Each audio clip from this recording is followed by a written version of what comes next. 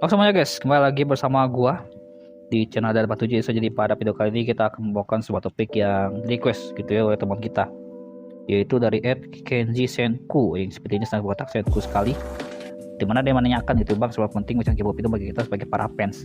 Kerja bagus gitu ya, maksudnya pertanyaan bagus ya, dan videonya juga sekaligus akan menjawab juga pertanyaan mungkin kalian fans-fans di luar sana yang masih belum sempat menyisikan rezeki ataupun uang kalian ke adal kalian gitu ya.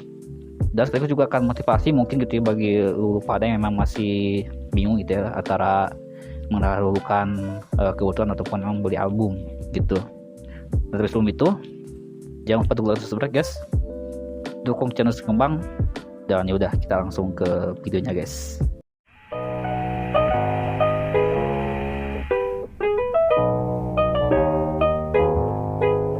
Nah, kembali ke pertanyaan awal gitu ya, emang seberapa penting mencari K-pop itu bagi kita sebagai para fans? Jawabannya tentu sangat penting sekali gitu ya. Gue rasa memang kalaupun gue gak buat video ini, seharusnya kalian juga udah tahu gitu ya bahwa memang macam K-pop itu sangat penting bagi kita sebagai para fans gitu, khususnya bagi kita yang sudah nge-stan suatu grup ataupun suatu idol gitu. Karena kan menurut gue gitu ya, macam itu merupakan bentuk support kita secara tidak langsung ke idol kita gitu ya tentunya.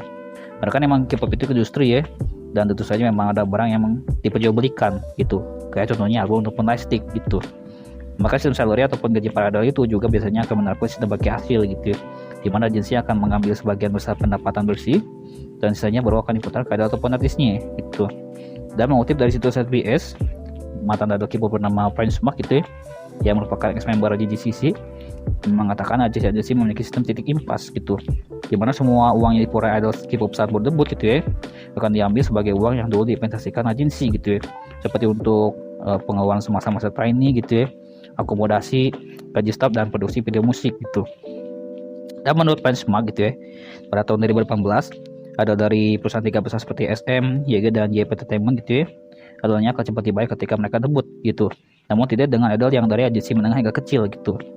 Benchmark juga mengatakan gitu bahwa tata grup rookie itu menghasilkan sekitar 40.000 US dollar atau sekitar 62,5 juta rupiah per pertunjukan, namun bisa lebih tinggi saat mereka tampil di luar negeri, yang kemudian pembagiannya itu dipecah menjadi 90% banding 10% antar perusahaan dan artis.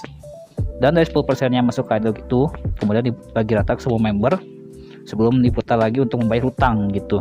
Maka ada yang juga gitu ya, bahwa idol ini malah sulit buat dapat duit gitu. Jadi lu bisa bayangkan seberapa ngendesnya ada lu ketika mereka duit cuma dapat penghasilan 10%, terus harus dibagi rata ke semua member gitu ya, belum lagi kalau misalkan membernya banyak gitu ya, terus harus nombokin utang mereka sama mereka masih masa trainee dulu gitu.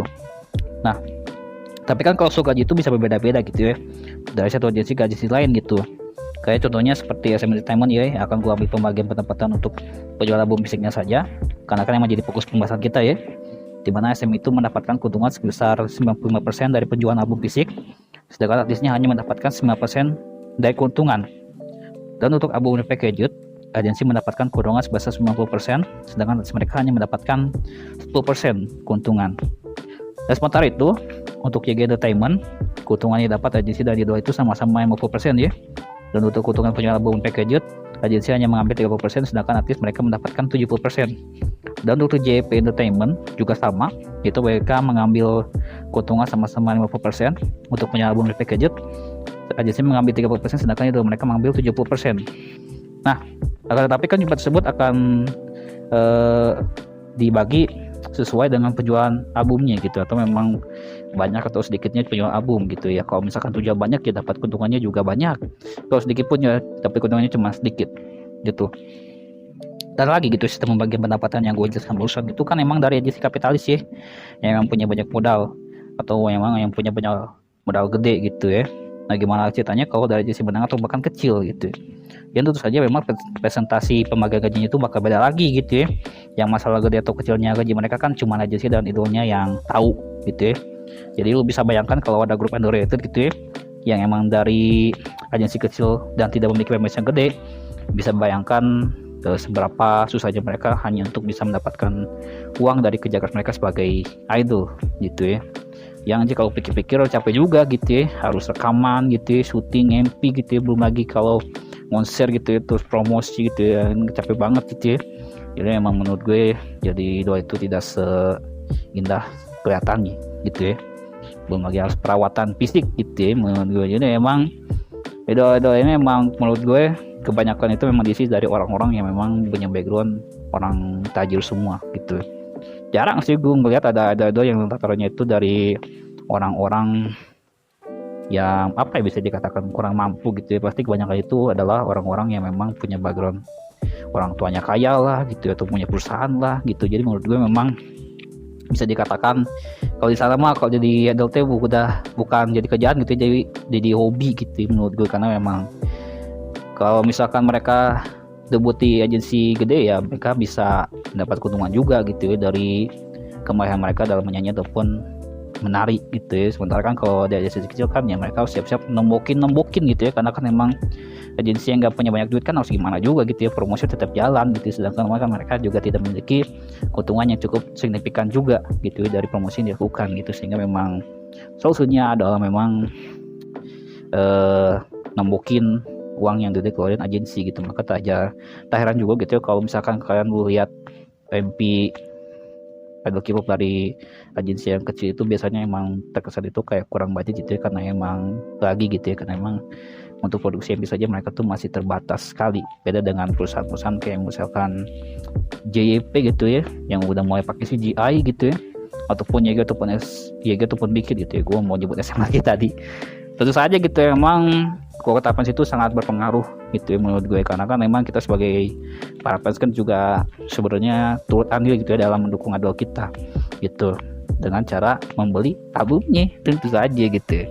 Nah kan di beberapa kasus gitu ya memang kalau kita sebagai para fans itu ingin menghadiri acara pensi gitu ya, itu kalau misalkan pensinya itu dari jalur undian, kita tuh harus beli albumnya sebanyak-banyak mungkin gitu ya, baru kita tuh bisa kesempatan untuk datang ke acara fencing tersebut gitu ya. Dan itu alasan kenapa memang jika ada suatu idol yang tidak memenuhi target penjualan, biasanya mereka akan tiba-tiba ngadain acara pensi dengan cara undian gitu ya, atau kasarnya memang nyuruh lu buat beli album sebanyak-banyaknya gitu ya.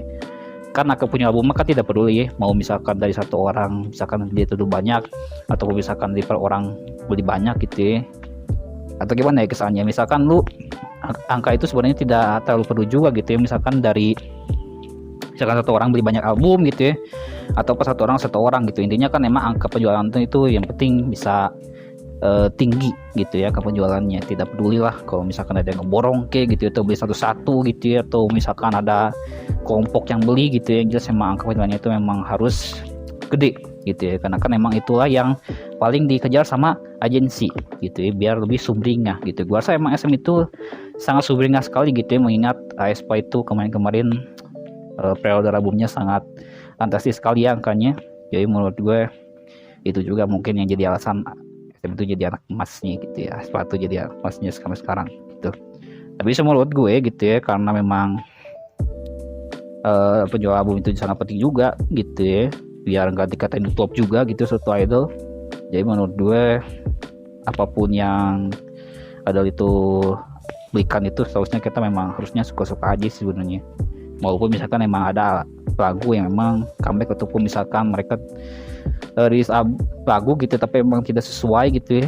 Tapi sih menurut gue ada beberapa kasus memang, misalkan nih ada gue comeback tapi gue nggak suka sama lagunya, tapi gue mau tetap beli aja gitu ya, karena kan memang itu adalah bentuk support kita secara tidak langsung gitu ya. Walaupun emang sebenarnya gitu ya gue tuh nggak suka, tapi gue tetap beli aja gitu, karena misalkan gue suka sama desain albumnya. Ataupun kalau misalkan emang gak suka banget, gue nggak bakal beli gitu ya, atau beli versi yang lain dulu gitu ya, atau gimana. Jadi emang untuk kali ini tuh sebenarnya K-pop sudah masuk ke dalam jalur hobi ya menurut gue. Jadi memang apapun barang yang masuk ke dalam hobi kan tidak harus dipertanyakan gitu ya fungsinya apa. Jadi bagi lo yang masih nanya-nanya gitu, emang fungsi album itu buat apa? Ya kalau nggak support idol ya untuk naikin agak penjualannya gitu menurut gue, karena kan emang nggak ada lagi gitu ya. Karena kan hobi itu tidak memiliki tujuan yang pasti gitu ya. Kita kan sebagai penghobi ataupun penggiat barang gitu ya, pasti nggak lihat barang itu dari fungsinya, tapi dari kesenangan kita sebagai fansnya yang sudah membeli album tersebut dan sangat senang juga gitu ya. Gitu. Walaupun emang menurut gue emang setuju juga sih buat notice sama idolnya gitu, tapi menurut gue untuk kalian yang sudah beli album pasti bakal kerasa banget lah gitu ya senangnya pertama kali gitu ya saat kalian pertama kali unboxing gitu, walaupun emang isinya emang gak beda jauh dari foto-foto gitu ya, Polaroid PC gitu ya, ataupun fotobook gitu ya. Tapi menurut gue memang kalau kalian baru pertama kali album pasti kalian bakal ngerasa beda banget lah gitu ya, dan juga pasti bakal sombong gitu ya, karena kan emang beda di fans lain gitu ya. Emang kebanyakan belum bisa beli album karena emang satu alasan dan dua alasan lain. Gue juga sempat nanya ke beberapa teman gue di Facebook gitu, dan jawabannya mereka sama gitu ya, karena mereka masih belum bisa menyisihkan uang mereka gitu, karena kan emang kebutuhan mereka tuh banyak banget ya, sehingga gue memaklumi lah. Dan juga memang untuk mensupport idol kita itu tidak harus dengan beli album untuk bermainnya menurut gue, tapi bisa dengan cara lain gitu ya. Kayak misalkan lu ikutan vote gitu ya, kayak misalkan ada lu tuh masuk show gitu ya, terus lu tiba-tiba vote, nah itu merupakan salah satu bagian lu juga dalam mensupport idol lu gitu ya. Intinya memang fans itu ada untuk mensupport idolnya gitu, karena kan menurut gue suatu idol itu bisa gede itu karena emang kekuatan para fansnya yang membesarkan dan support mereka.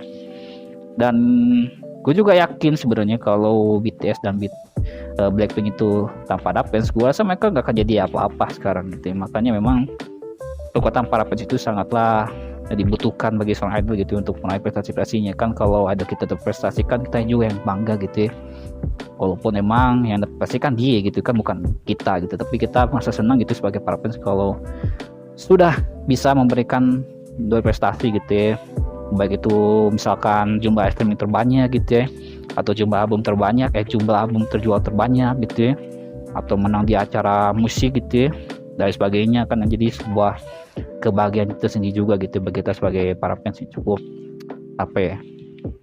cukup serius dalam support idol kita gitu ya. Tapi menurut gua kalau misalkan kamu masih belum punya duit, masih banyak cara untuk mensupport idol kalian. Tentunya kalian jangan menjadi casual listener berkedok fans ya, yang dimana tidak pernah sekalipun berkontribusi dalam fandom kalian, karena menurut gue itulah sebenarnya yang ngebuat idol itu sulit untuk populer gitu ya, karena emang kekuatan fandomnya sendiri emang gak kuat gitu, gimana mau naikin nama idolnya sendiri gitu ya menurut gue. Jadi menurut gue kalau kalian berasal dari fandom gede, tetap support gitu ya, atau juga banyak backingan kekuatan juga gitu ya, sama kayak ARMY gitu ya, yang kalau soal pot-potan menurut gue emang gak usah diragukan lagi gitu ya, dan juga berlaku ke semua fandom lain gitu ya. So inti dari video ini adalah jika kalian masih belum punya duit, masih banyak cara untuk support idol kalian.